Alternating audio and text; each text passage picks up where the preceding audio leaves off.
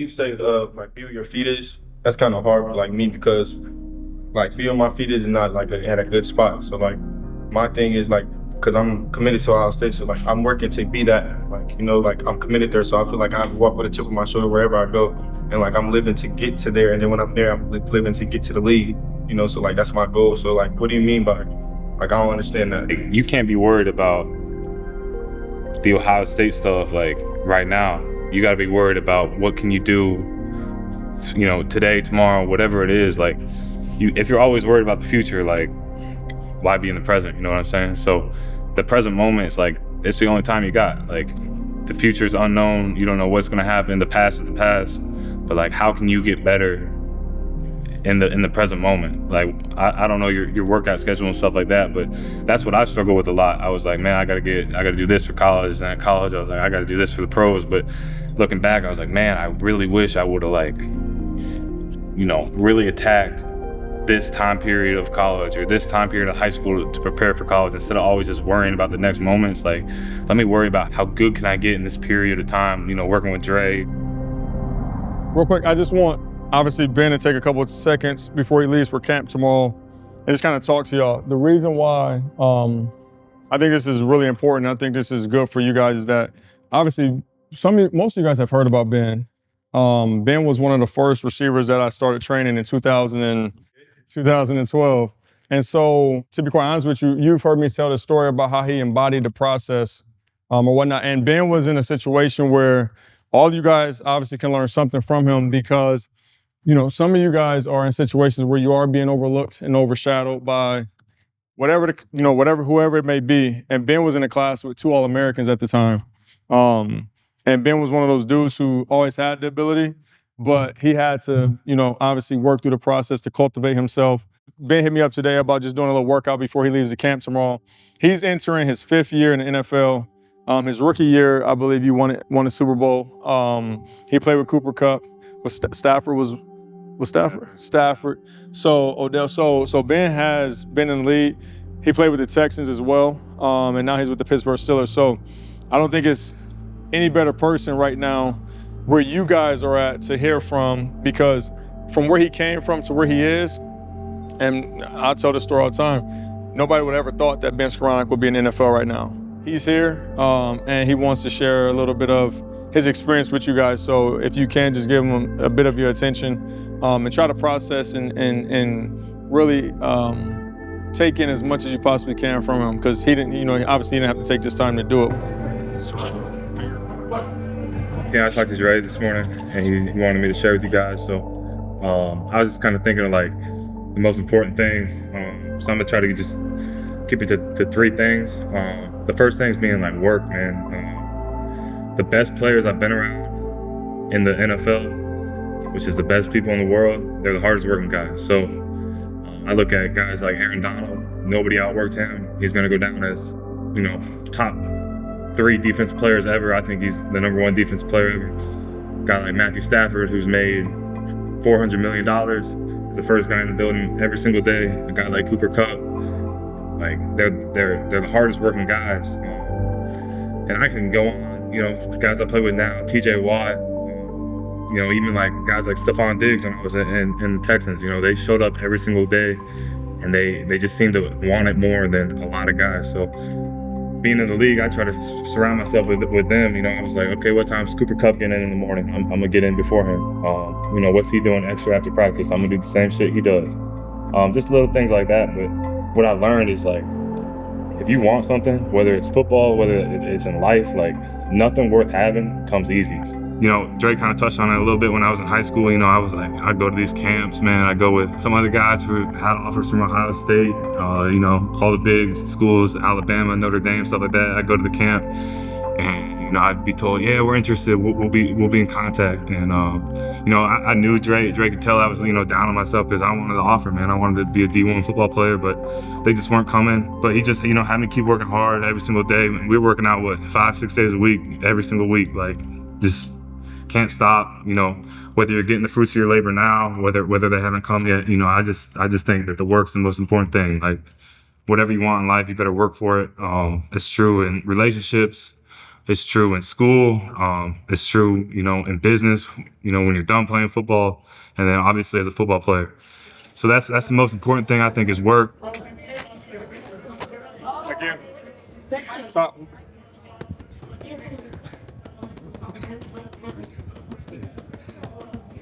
Good, relax. We're gonna go in spurts. Every time I walk back and walk to you, I'm going again. The second thing I want to talk about with you guys is grit, man. Like, take your time.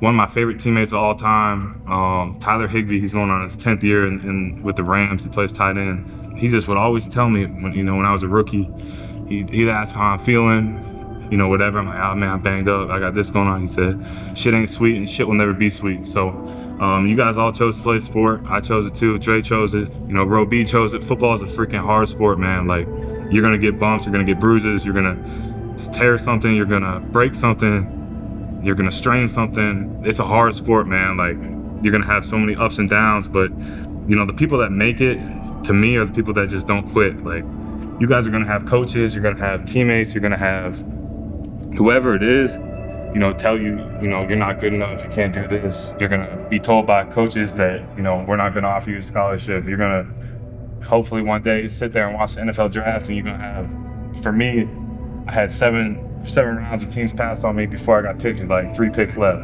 You're gonna be traded, you're gonna be cut, you're gonna, have to transfer, whatever the case may be. Like, this shit ain't sweet. It will never be sweet. It'll never arrive. Like, you might think you get a scholarship, man, I arrived, but guess what? You're gonna go as a freshman, you're gonna have to go beat out 8 people on the depth chart ahead of you just to get playing time. So I say the grit is like right up there with work, man.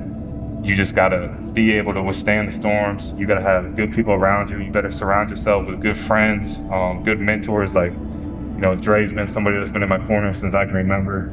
This having the grit to withstand the hard times and just saying fuck it. Like, this past year, man, I got traded, I got cut, I went unclaimed, I went on a practice squad, got elevated, then I went on IR for 6 weeks, and I feel like I could have packed it in and been like, man, I tried, whatever. But I ended up, coming back from IR, playing real well with the Steelers, and then, signing a 2-year extension with them. So you just got to be able to weather the storm. Some days it's gonna be hard. You're gonna want to quit, but just keep going. Bro, this hand combat ain't no joke. He got camp tomorrow, so Yeah. I can't do what I want to do to him. I'm gonna let him live and get ready for camp. What you gonna do to him? Something called the finisher, but I ain't gonna do that to him. You see that on video games called the finisher. I'm gonna let him live. He deserved to live. Here you go, Ben. Then the third thing I got for you guys is just enjoy it, man. Like, to me, football is the greatest thing that's ever happened to me, just because football allowed me to learn so much about different people, man. Like, grow my relationships with people I probably would have never met in my life. To me, that's just so important to, like, just as you as a person. Like, yeah, football is great and everything, but at the end of the day, like, if you define yourself by just being a football player, like, you gotta look in the mirror and kind of reevaluate it. Like, football is going to be a vehicle for you guys to do whatever you want to do in life, but you're going to learn so much about different people, different backgrounds. Like, even right now, people from all over the Fort Wayne metro area, different high schools. You're going to go to college, there's going to be people from all over the country. When I was in college, there's people from like Germany and stuff in the locker room. You're just going to learn so many different backgrounds. Then you get to the league and there's people from, whether it's like Alaska to Miami, Florida, and everywhere in between. You're gonna just learn so much about different people, form relationships, and it's not easy, man, but like, have fun doing it. Like, that's one of my biggest regrets, I think, is I don't know if I've had enough fun and been able to like look back and be like, did I enjoy like, these moments where, yeah, you're grinding and stuff, but like, football's gonna end it someday. You're not gonna be able to play forever, so just enjoy the moments you guys have together, whether it's right now working out, whether it's going to high school, man. Like, high school football is the purest form of football, man. You're gonna have relationships with those guys forever.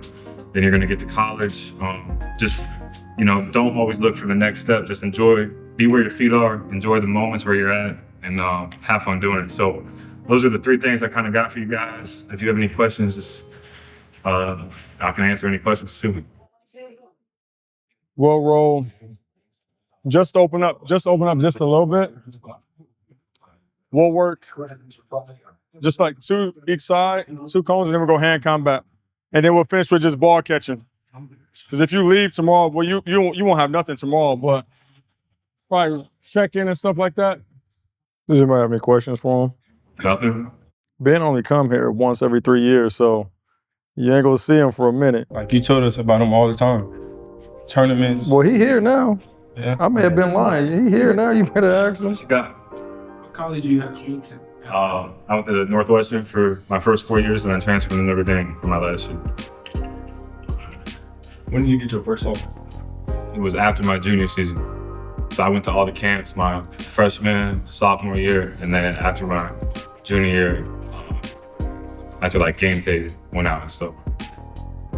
What were some of the things you did to overcome the adversity of people were like getting the notices that and you weren't?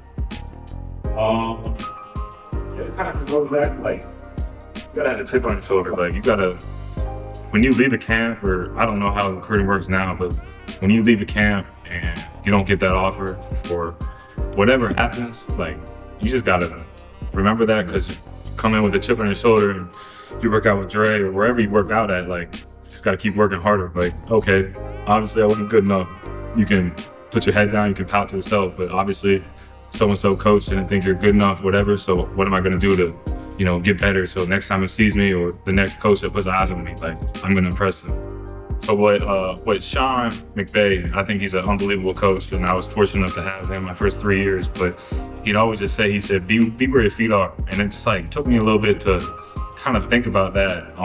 So like when I say enjoy the moment, to me it's just like, don't worry about what offers you're gonna get. Like, don't worry about where you're gonna go to school.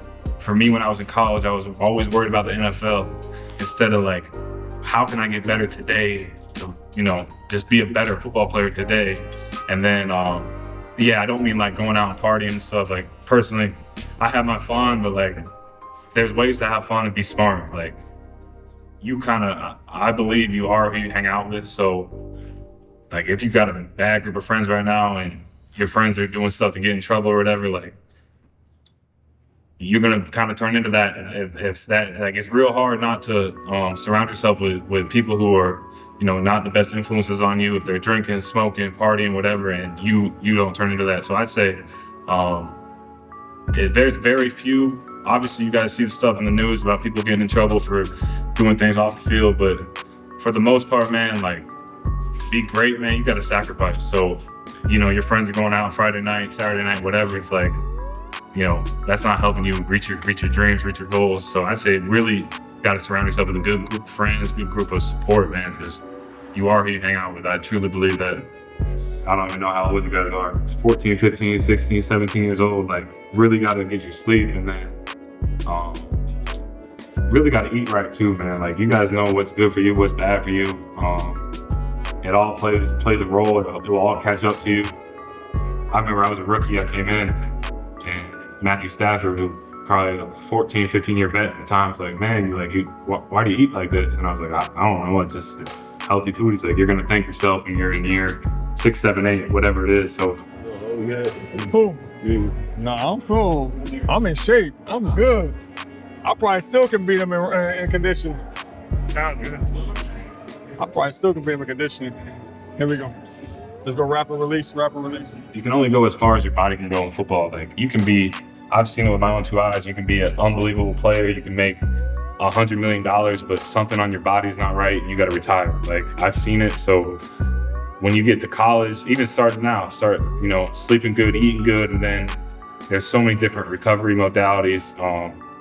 You know, I never loved lifting weights or anything, but I really just started lifting a lot these past 2 off seasons just to put muscle on my body, because strength is never a weakness and weakness is never a strength. That's kind of my mindset. So just being smart with it. You know, you gotta, obviously you guys aren't experts in like sports science and weightlifting and all that stuff. So trust your coaches on that stuff, and just take care of your body, because once your body goes, man, like that's your football career. It's the harsh reality of it. You talk about your coach, kind of into whether it's a workout, you come back to traction, like Dre said, maybe once every 3 years, or even when you're in the middle of camp, your body's banged up, you can't feel your legs. Like, does your approach change throughout the workouts, or is it pretty consistent, kind of to take you I guess how far you came so far? Yeah, there's gonna be days like your legs just don't turn over throughout training camp mostly, because during the season it's a good job, but you get Fridays are a light day and then Saturday off. You're playing on Sunday, but sometimes in training camp shit don't feel right. But there's a balance, man, of like being smart and pushing through certain things. I was at the Senior Bowl and I tried to push through a foot thing and it turned into a broken foot, and that cost me a lot of money. But I just say, like, you got to know your body. Obviously, if you can't push through a hamstring strain and stuff like that, but general soreness and stuff, like, it's part of football, man. Like your shoulders are gonna hurt, your neck's gonna hurt, your back's gonna hurt. But you guys just got to try to go, because they always tell you, man, you can't make the club in the tub. So you can't, if you're in the training room all the time, man, it's gonna be tough for you to do your job. Does that answer it? Yeah, it's kind of going into that. Can you explain it? Yeah, I think you got to be like a little bit delusional almost. Like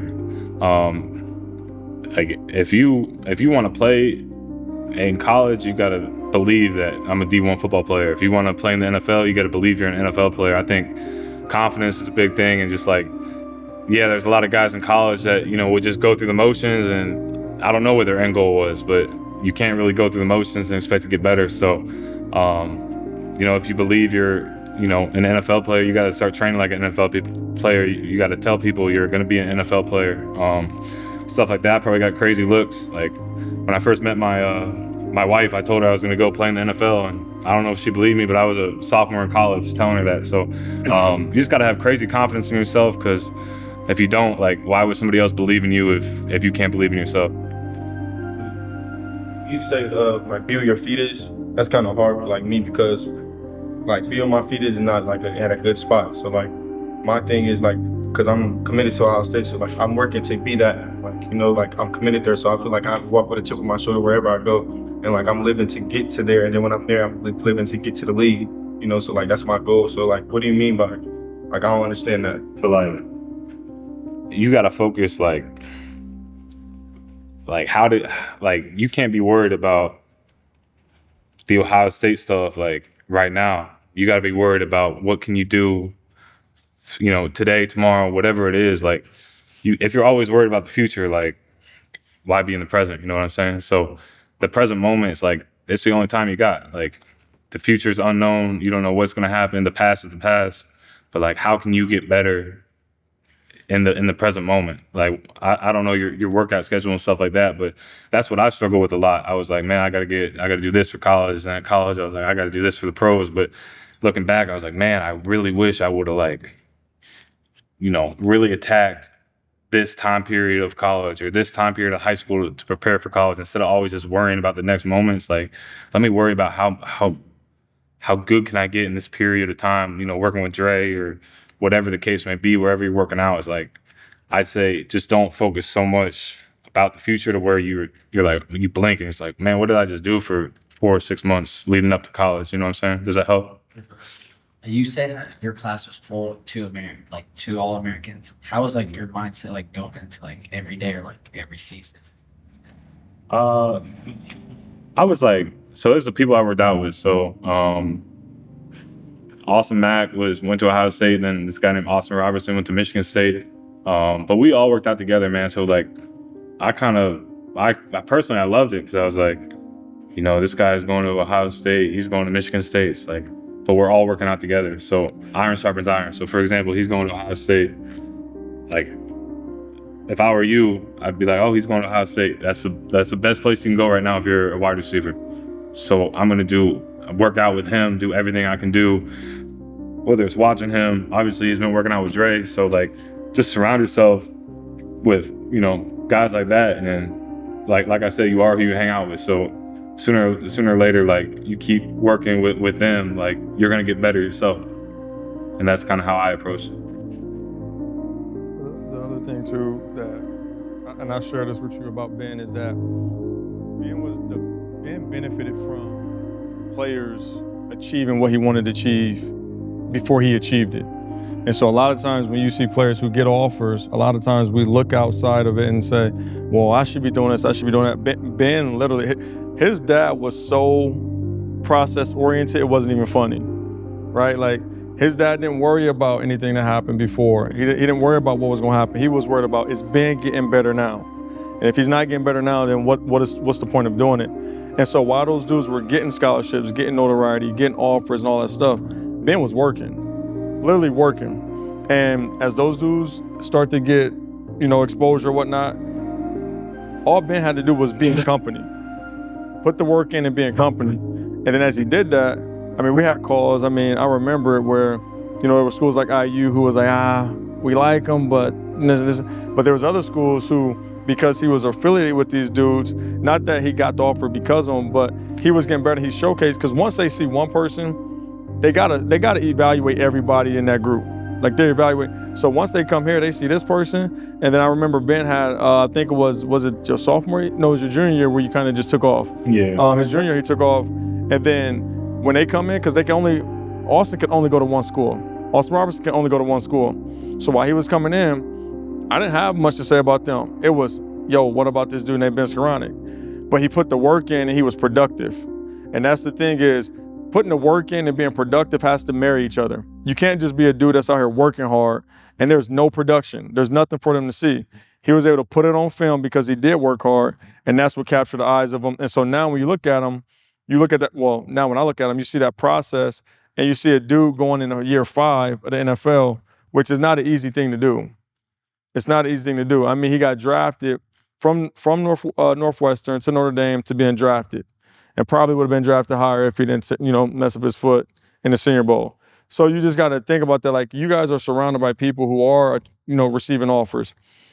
Don't worry about the offers. Worry about the work that you put in, and then be productive. And then the coach is whatever coach is going to like you is the coach is going to like you. It don't require 85 coaches to like you. It just takes one coach to like you. And if they like you enough, then you might have an opportunity. So I think that's the biggest thing, is Ben benefited from people being successful before he was successful in that realm. And that's where I think a lot of us have to grow at, is we keep looking outside in and saying, he got an offer and he got an offer. Where's my offer? Just keep working, and maybe one day you may be in that situation. Maybe.